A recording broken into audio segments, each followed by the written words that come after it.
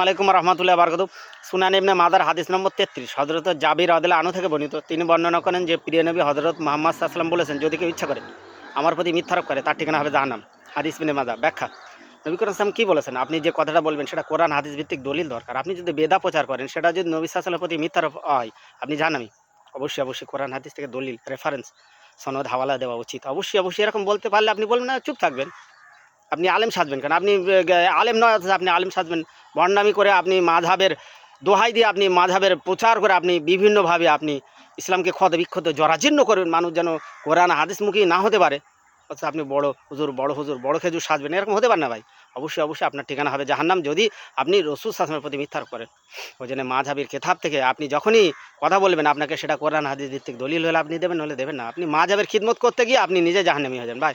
অবশ্যই মনে রাখা উচিত আমাদের মাযহাব ইসলাম, আর আমাদের মাযহাবের ইমাম হযরত মুহাম্মদ সাল্লাল্লাহু আলাইহি ওয়াসাল্লাম, আর আমাদের মাযহাবের কিতাব হচ্ছে কোরআন আর হাদিস। হযরত মুহাম্মদ সাল্লাল্লাহু আলাইহি ওয়াসাল্লাম তার সাহাবীরা যেমন মুসলিম, আমরা সেরকম মুসলিম।